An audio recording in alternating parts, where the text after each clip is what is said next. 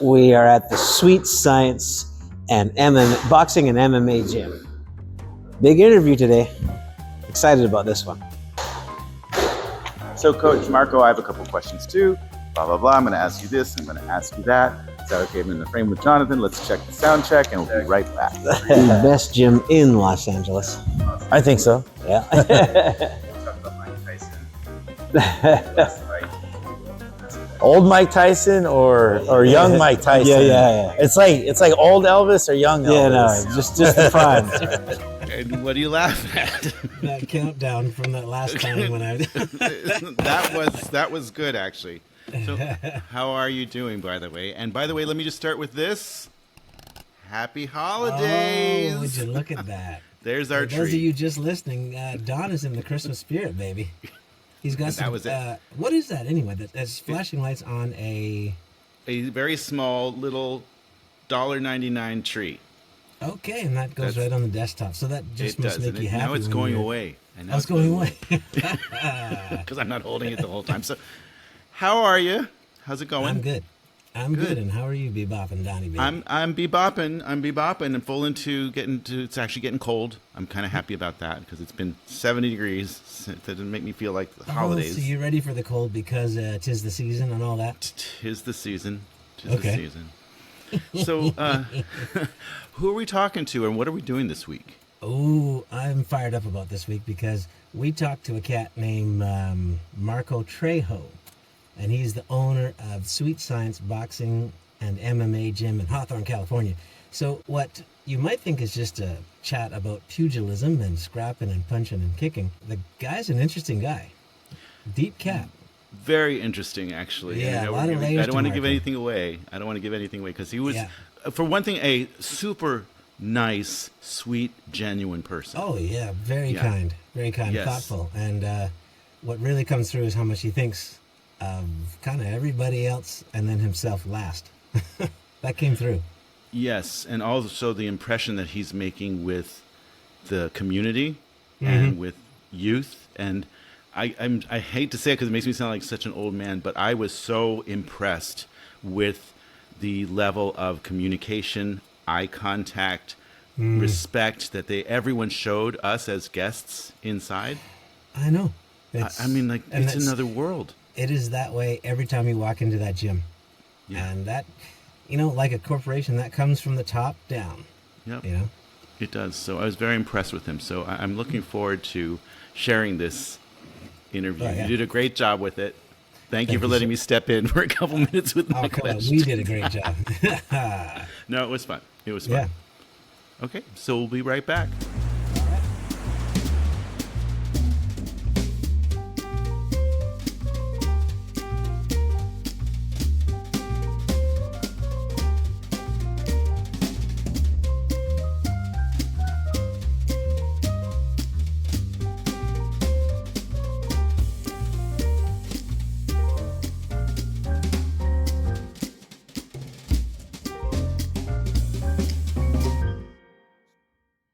So everybody knows me as Coach Marco. I'm the owner of Sweet Science Boxing and MMA here in Hawthorne, California. We've been in business for, it's going to be 16 years in April of 2025. So started the gym, doesn't seem like a long time ago, but it was a few years ago now. Started the gym basically as just a love and a passion for boxing. I myself was not a boxer. I had 2 amateur fights that I lost when I was 23 and then 27, which is kind of a late time to start boxing. I played sports my whole life, boxing, baseball and football mainly. I thought I was pretty good, but not that good. But I loved sports growing up. I grew up in Hawthorne, and I grew up watching Mike Tyson and Chavez and De La Hoya and Maromedo Paez and who else was I watching? Whitaker and a lot of good boxers from the 80s and early 90s. And, I've always loved boxing. I love sports. When I had enough money in my pocket, I said, you know what? I had to start a boxing gym in my neighborhood. And I did. So that's kind of how we got here. That's the the short of it. I always wanted to box when I was a kid, but instead I played baseball and football. Right. And my parents didn't know where a boxing gym was. Right. And I think maybe in like the 80s, the boxing gyms were always like on the rough side of town. Right. Now boxing gyms are kind of anywhere because, you know, as a trend, as a fitness, it's kind of trendy. You know, so I thought to myself, one day I'm going to open a boxing gym. And especially once I got into it, you know, I boxed a little bit. I actually had my first boxing fight in Georgia. I was working in the state of Georgia for a little while, and I found the gym over there. I started boxing. Then I moved back to LA, and I found the gym here, and I kept boxing. And I was like 27 at that time, and then I kept boxing. Like I said, I only had 2 fights. Did okay, but I didn't win. And I kept training. I kept in the gym. I started training some people. Still didn't know what I was doing. Right. But I just had a passion for boxing. And basically at that point, I felt like, well, I have a few bucks in my pocket. Let me see if I can open a gym in Hawthorne. Awesome. All right. Welcome to another episode of the Life as We Know It podcast. I'm Jonathan J. Brown. Behind the camera is Donnie Baby Don Pfeiffer. And I'm here with the great Marco Trejo, right? Oh, thank you. And we're at the Sweet Science Boxing and MMA gym in Hawthorne, California. Marco. Yeah. This gym, are you okay. Went to your website. You're the head coach and owner. Are you the sole owner or? Yeah, I'm the sole owner. My wife probably has a different opinion on that. She helps a lot with administrative stuff. But yeah, I did have partners when I first opened the gym. They kind of fell by the wayside as time went on. Went on to do their own things, and I made sure to hold on to the gym and keep it growing. I always kind of thought, you know what, no matter what happens, I've got to keep this gym. Good for you. So yeah, I'm basically the sole owner of this place. Was it always this location, like right here? No, this is our 4th location. We have bounced around between 2 blocks. Okay. We bounced around. So the first place was 2,000 square feet. We were there for 2 years. The lease went up. The landlord tried to raise it by 50%. Right. So then we found another building. 50%. Yeah. Oh, by the way. Yeah, exactly. And this was like 2011. Right. Right. And I don't know how the economy was back then, but the prices weren't like they are now on real estate. But he was still trying to go up. So then we went to another building. You could see it right over there, that with the gray roof right there. We were in that building for a year. And actually I signed a 5-year lease for that building. It was 5,000 square feet, but it was just too big. And we had a couple months that were slow. Yeah. So then I was like, man, I can't afford to rent here. Sure. And we packed up bags, and then there's a building right on this block on the corner right here. Yeah, nice. So I met you there. Yeah. I walked in there. So we were there for probably 10 years.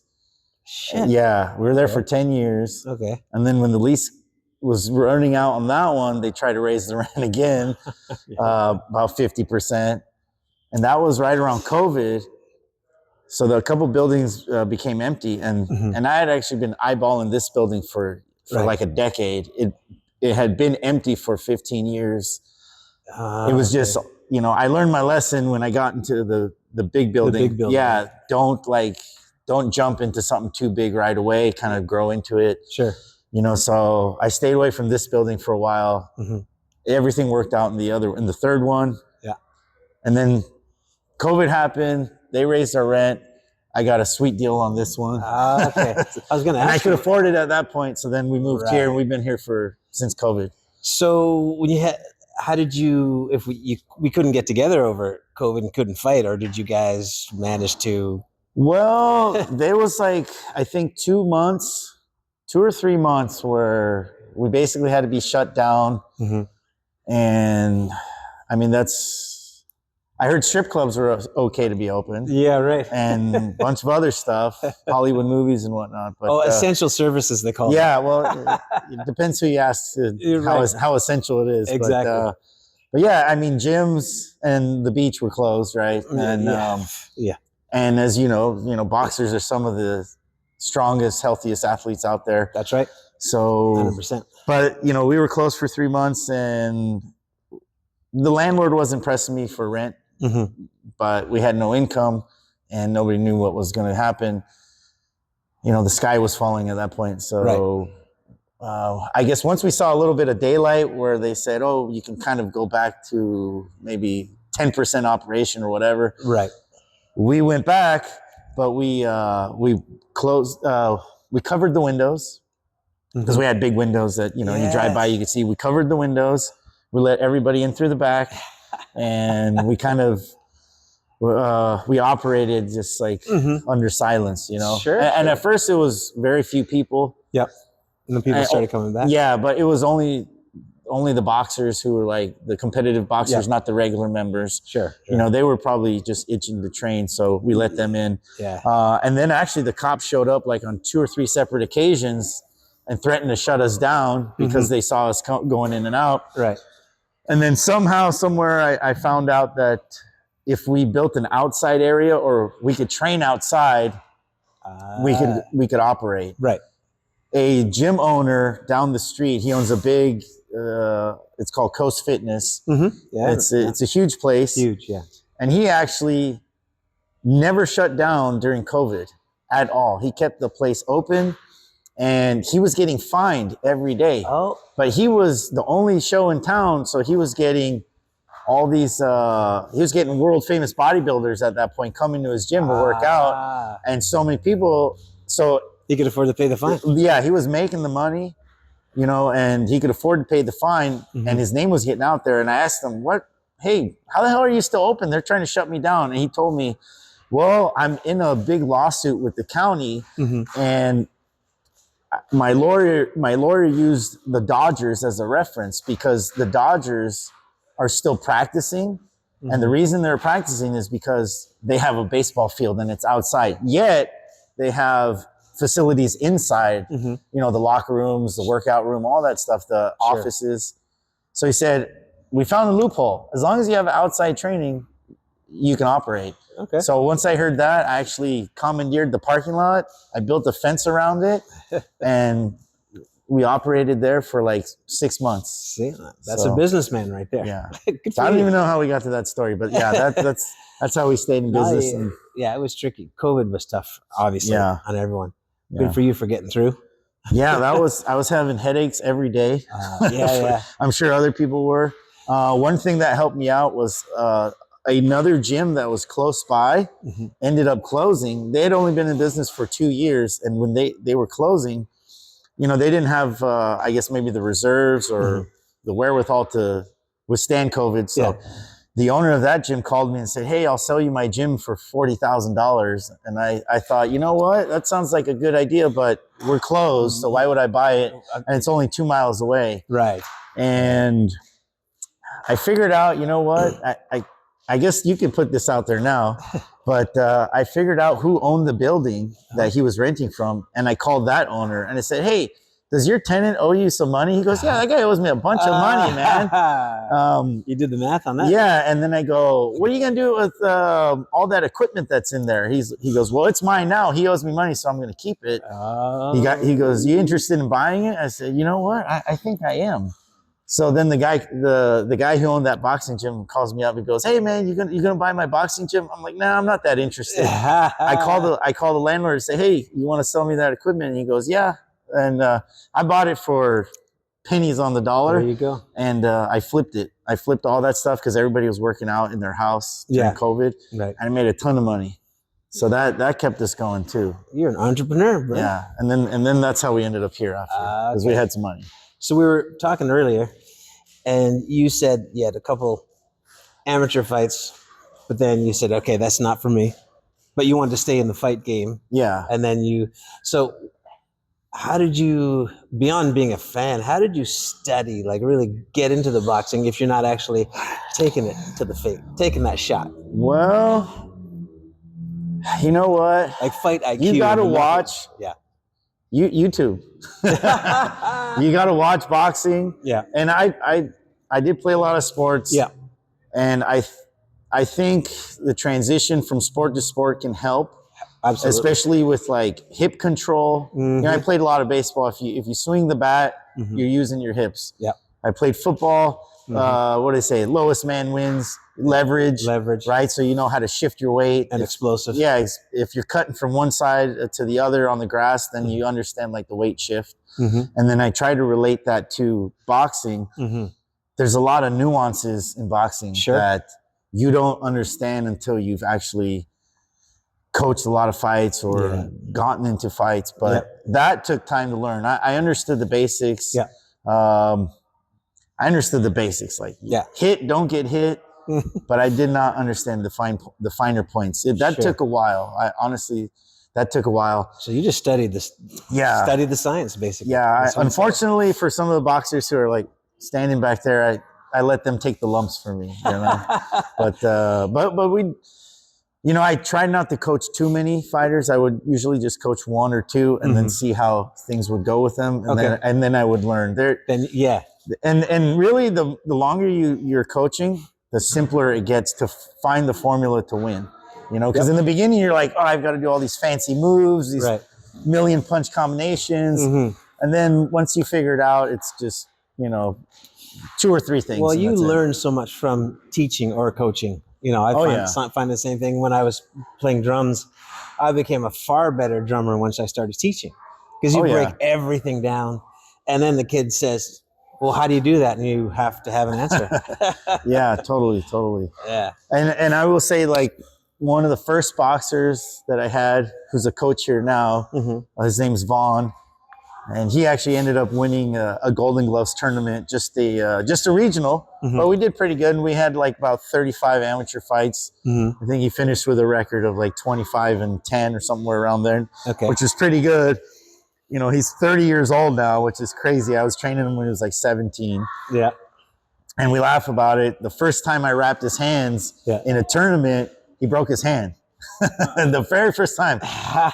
First time I wrapped somebody's hand, he broke his hands. And he still went on to win the tournament. So he's a tough kid. He's very tough. But I always tell him, I'm sorry about that. But nobody else has ever broken their hand since. Yeah. So wrapping hands is a big thing too. But yeah, I learned that too.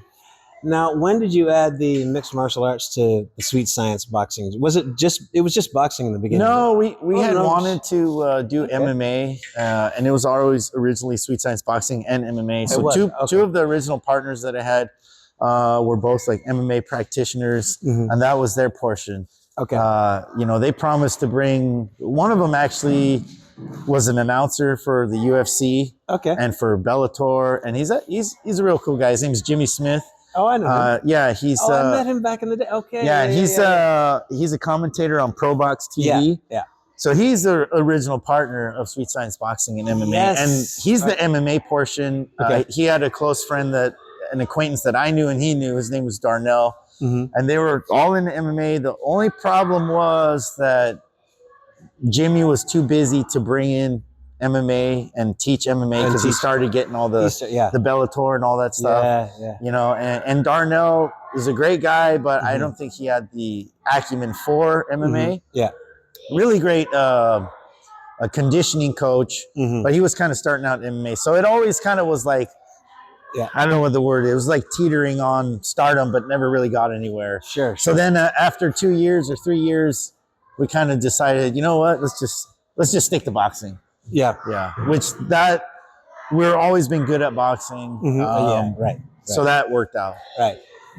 But now you can come. So what do you offer here? We have since brought MMA back because when we were at the last building that we were at for a decade, that was just boxing. It was only 3,000 square feet. Now we're in almost 8,000 square feet, and we have a room that has a bunch of mats. So you got jiu-jitsu right there. That room is as big as our first gym.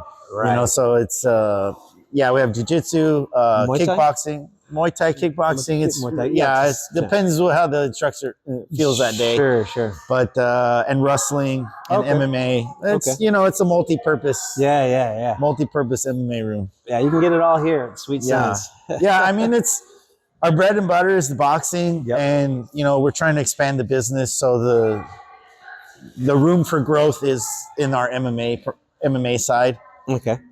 Obviously, our boxing just consistently always has new people coming in and producing good competitors, good boxers. But We got to make more money, so we're trying to grow MMA.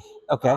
Now, I came to an event here probably a year ago. You invited me. Yeah. And it was all day, like from kids, and then they just got older and heavier in weight class.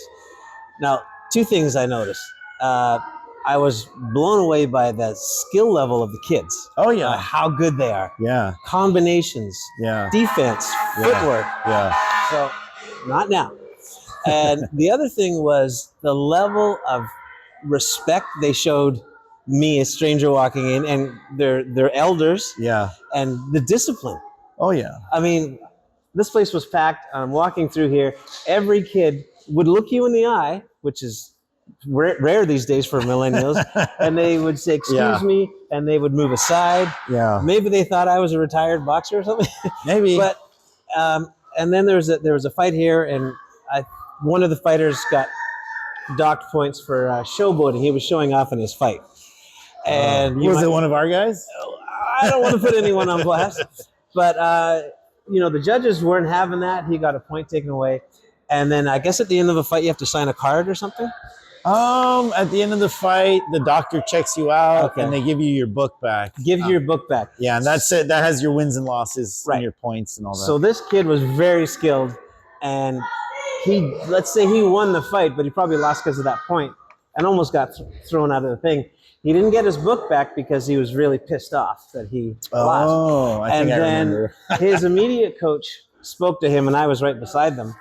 And then later you came over, and I got to say, the two of you, what you said to this guy was, it's not just you. You represent the gym, and you talked about sportsmanship, and then you kept your voice calm, and so he started crying, and then he like all that ego was gone, and the adrenaline had dumped, and he came back and he had to apologize, and he did, and he was humbled like that. Yeah.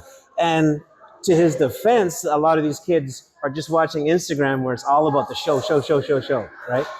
And you just brought him right down, and he was skilled. Oh, yeah. He was like 15 years old or something. Oh, wow. But he was doing all this stuff. No, that's something you can focus on with the kids? Absolutely, because, one, there's a transformation that happens when you come into the gym, whether you're a kid or an adult. Mm-hmm. You realize real quick it's a hard sport. It's going to take, if you want to get good at it, like most things, you got to put the time into it. Yeah. So then it's going to draw that focus out of you, and that dedication if you want to get good. Right? If you just want to mess around, then you mess around and you'll probably stay being a goofball. But if you want to be good, that transformation is going to happen. You know, the other thing is that as a coach, you can't control a wild animal, right? Okay. And you know, it's like the horse whisperer, right? I mean, you've got to tame the horse. Otherwise, you can't ride the horse, or it's not going to be a thoroughbred, right? You have to be able to get it across that what we're doing is serious. All your energy, your emotions, your focus has to be on the task at hand, and nothing else. Right. Otherwise, you're going to get your ass kicked. And you're gonna walk out of here bloody, crying, bad attitude, and embarrassed. Yeah, you know, and it's like your choice. You know, and I tell people, no matter how you win, no matter how you lose, you lose the same way you win, right? With your head held high, and with some dignity. Preach. It's super important because, I mean, it's like the percentage. How many people are going to become Floyd Mayweather? Right. One person. Who won? Out of this gym, maybe not, right? But it's not the Floyd Mayweather you're trying to make. It's just, it's everything else after that. Like life's going to happen. You might not become a world champion. So guess what? Don't become a piece of crap. You know, become a good person. Yeah. And the boxing is something you always have with you. And you can apply that wherever you're working, whatever you're doing. Oh yeah, it's that like, discipline and stuff. I love sending the kids to college, sending them to the military, sending them to the police department, watching them grow up, and keeping them out of trouble. Okay. And that's as worth as much as like winning a fight. You know? Right. Yeah. Speaking of the police department, you have been working with them, I think with the youth. Well, I'm trying to. So we already have some police officers that come and train here. They compete in like the police officer, they have like Battle of the Badge, Battle in the Desert, a whole bunch of different things, right? They come and train. I have tried to put a program together with the city, and we've been in talks. We've had like 3 or 4 meetings, emails back and forth. Yep. I think we're actually going to start it next year. Okay. Everything's kind of slow right now. Okay. But we're looking to start a pilot program where we can teach some of their explorers, like potentially future cops, which are minors, age, I think, 13 to like 18. Yeah. And just teach them self-defense. I think, one, it's a good way to build some rapport with the police and the community. And then also to give these guys some confidence when they go out. Right. Because most police officers are not fighters. They're just, they're doing their job. But, it's a rough world out there. You gotta know how to throw some hands, at least to save you, Yeah, to save you or save someone you love. Yeah, exactly. That's the thing. Yeah. We got kids running around right now. Okay, yeah. We won't keep you much longer. No, that's Don, good. do you have anything? Yeah, I'm going to jump in there with Yeah, you. yeah. I'm going to stand next to you. I've got my questions. I got a couple of them. Okay, there we go. Don So- Pfeiffer, everybody. Yeah. So, first question. What's with the name of your business? Sweet Science. What's that? Well, you know what? I will give credit to one of my partners, Coach Darnell, who's one of my early partners. He actually came up with the name. Well, Sweet Science is just,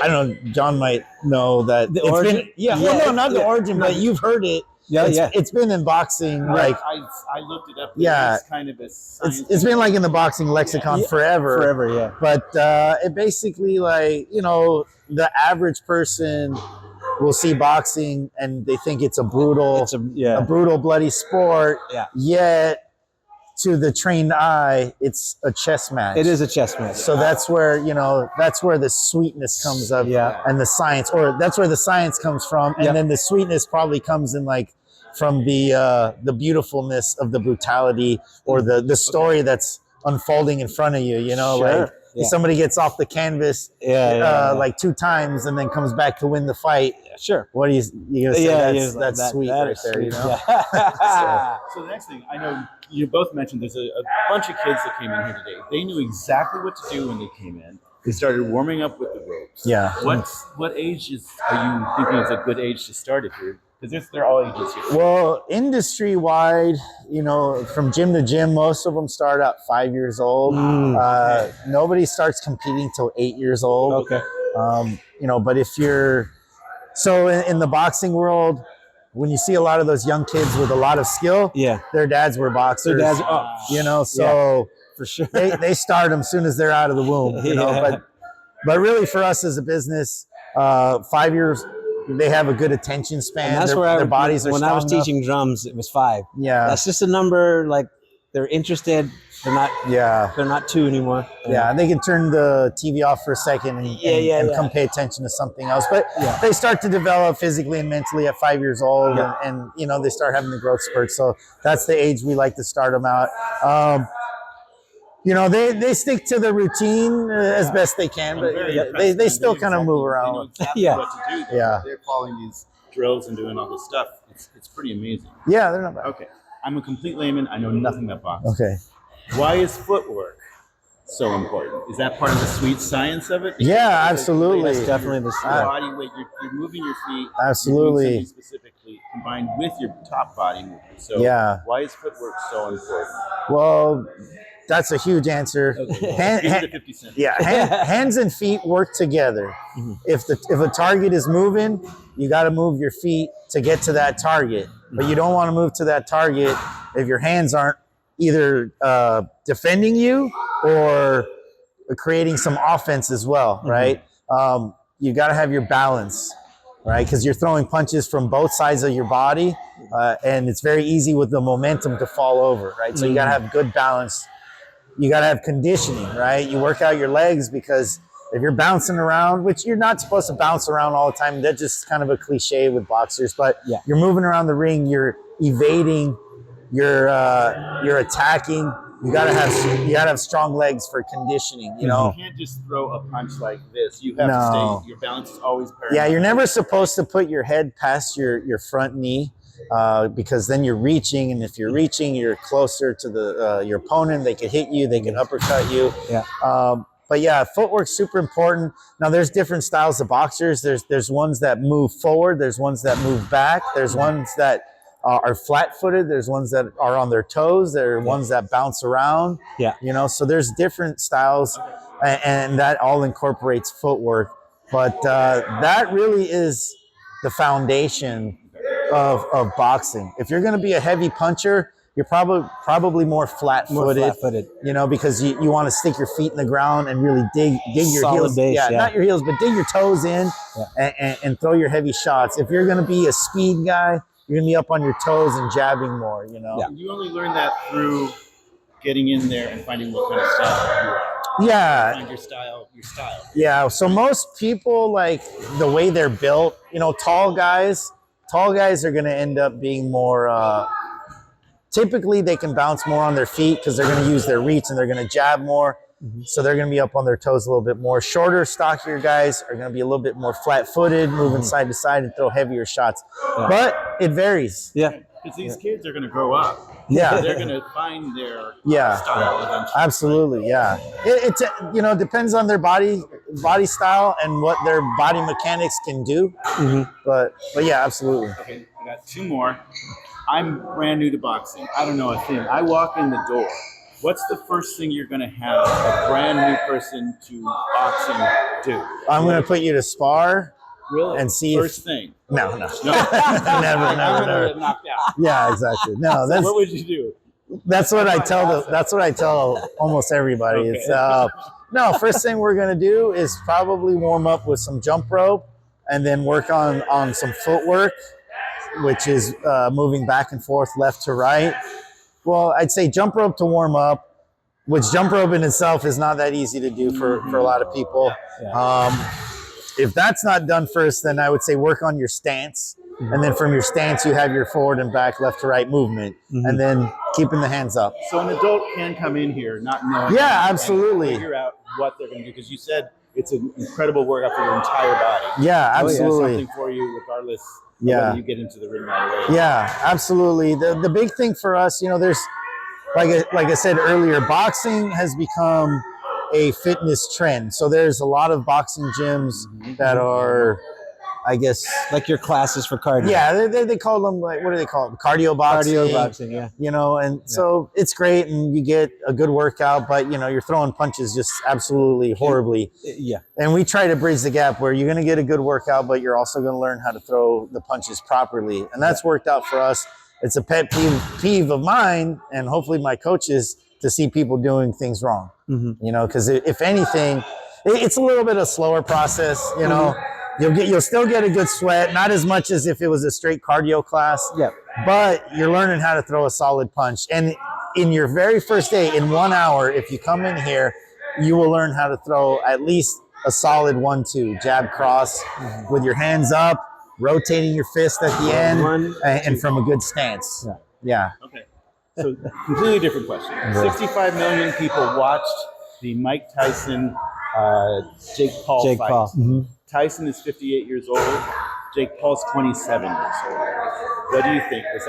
What was the point of that? Oh, the point was to make money. Okay. You know, I mean, I don't know how hard up for cash Tyson is, you know, but he made himself an easy 20 mil. Easy 20 million. And the lead up to it was great. I mean, Mike Tyson looked amazing on the mitts. Yeah. I don't know. There was times where I saw him hold back. Like there was times where, you know, he was ready to throw it, but he didn't throw it. And I think there's a lawsuit on the fight already. I did hear that. Yeah. So, I mean, I don't know if it was fixed or not. It's either Tyson was holding back because he didn't want to break a hip, you know, and he didn't want to get hit. You're right. Or he was holding back because, you know, they were just, they fixed it, you know? Almost exhibition. Almost. Yeah. And, you know, I'm 44. I think I could still do a couple rounds.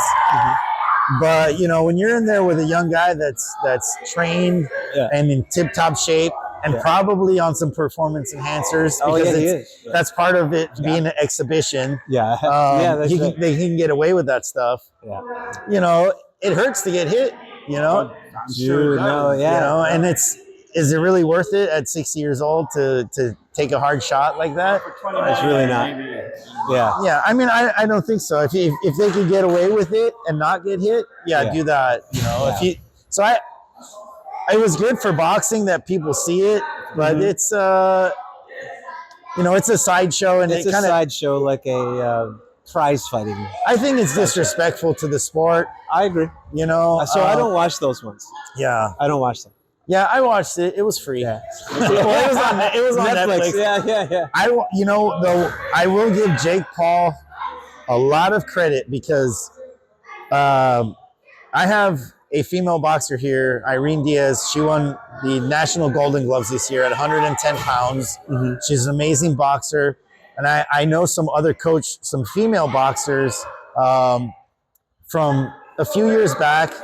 They were amazing. Yeah. But there was no market for it. Yeah. Nobody wanted to put them on TV. Yep. I mean, national level, international, some of the most skilled athletes you've ever seen, and they didn't pursue boxing. Yeah. Jake Paul put Amanda Serrano and Katie Taylor, and the last two fights they had just some of the best boxing I've ever seen. Yeah, I want to tough, skillful. The sweet science is dramatic. Yeah. And I give him a lot of credit for giving them the platform. Yeah. So I'll give him that too. Yeah. So I mean, he's kind of making a mockery of the sport, but then on the other hand, he's doing something amazing. Yeah. Which was that fight.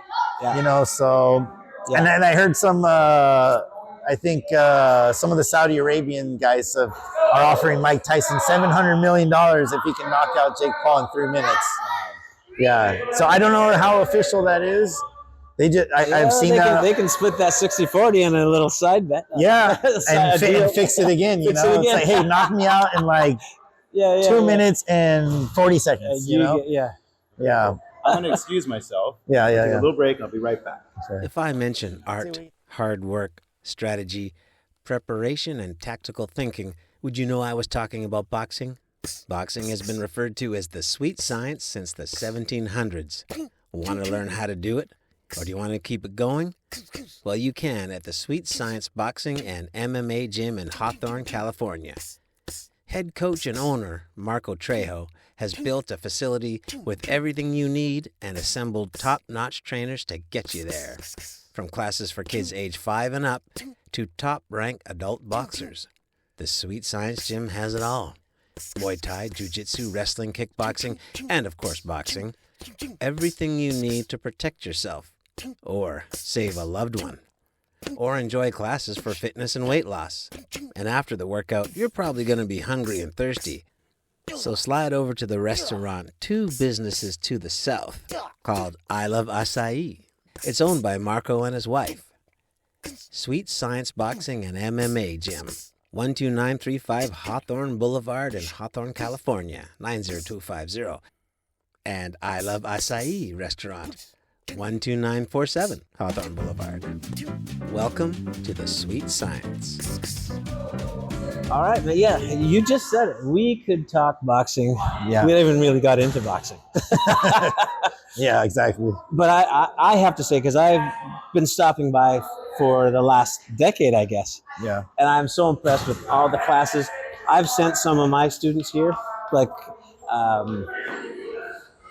because the programs you have for kids are amazing.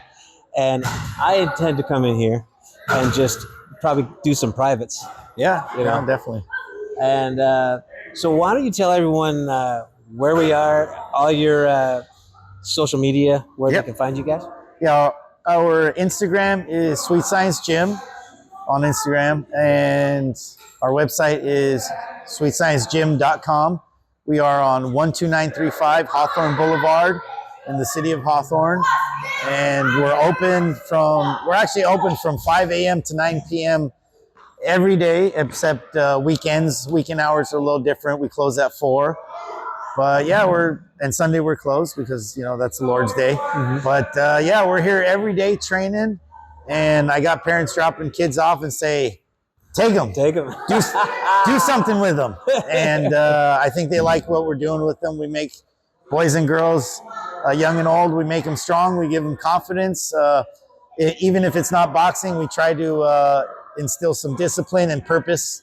And I guess, I never thought it would be my calling or our calling, but it turns out that's what it is. Yeah, well, congratulations to what you've built. Oh, thank you so much. Marco Trejo, everybody. Oh, thank you. Appreciate it. Thank you. Well, Okay. well. What do you think, Tony, Yes. baby? I got to say, again, I know I said it at the start, but I was very impressed with Coach. He was pretty cool. And what really impressed me, if you remember, is when we were walking back from Acai around the corner, he started giving us all the history of Hawthorne, all of the celebrities, all the people that came out of there, all the accomplishments. He's a very proud Hawthorne. He's a Hawthornian for sure. He is a Hawthornian for sure. And I thought, I just a great guy and doing such great work. Yeah, if only when Elon was here, he had that same kind of care for Hawthorne that Marco does. Yeah, absolutely. But again, and something I just learned too. I don't think we mentioned it, but did you know that he was actually he worked on a magazine? Yeah, I think he told us off air, and then. Yes, it was very impressive because I kind of got from him and from reading about him a little bit more that as an entrepreneur he learned from failure because he was, and I don't mean failure, horrible failure, but he said he tried real hard to work in the magazine industry, in the publications industry. That didn't work out for him, but he learned so much from being the guy starting up this publication that he had all of the gravitas to come back and say, okay, I'm going to do this. Yeah. So actually starting up Sweet Science was just an amazing, amazing accomplishment. So Yeah, absolutely. I hope we can do a follow-up with him sometime. Oh yeah, he'll do it, and I'm so glad because I met him years ago before we had the podcast, and I thought this cat's interesting. And then when this came along, I kind of ran in there, but I tried to act cool as I ran in there. I said, "Hey man, I got this podcast thingy. I don't even know what it is, but you want to be on it?" And he said, "I'd be honored." And that's what everyone just listened to. So I'm glad that came to fruition. Yes, it did, and you did a great job with it. It was really interesting. I learned a lot actually, and I actually got to ask a boxing question, and I don't know anything about boxing. So it's luckily something that happened locally and recently that was actually relevant to the conversation. So thank you for being allowed to ask my question. Yeah. No, and you more than held your own. Your own. I was leaning against the ring, so I wasn't really holding up. The ring was holding me up. Yeah. So are we ready to shut this one down? Let's close it up. Okay, well, we hope you enjoyed this week's episode. Please join us next time as we share more exciting stories about people, groups, and businesses making a difference in our community. And, of course, our thoughts and opinions about everything. You can find us on Instagram at Life As You Know It Podcast 123, Apple Podcasts, and Spotify. And just so everyone knows, because I know we had some call-outs on this, when you go to YouTube, you're going to Pfeiffer Pod, and then look for Life As We Know It Podcast. So it's at Pfeiffer Pod. I will put the graphics on the screen because that's what I do. It's PAFIFER -pod. So yeah. And if you want Porky to do it, it's a Pfeiffer Pod. Enter that into your... And that was unscripted, and I can't wait to see what the transcript looks like when it tries to communicate that. Take that technology. I look forward to you seeing that one. Yeah. Anyway, don't forget to like and subscribe. Please tap that subscribe button. We love it. We love the comments. Thank you very much for the comments. Next episode, maybe we'll call out some of our, give out thanks to people who have joined and subscribed to us so that we know who you are, and we really appreciate it. Okay, so maybe next time, right, Jonathan? All right, absolutely. Okay, talk to you later.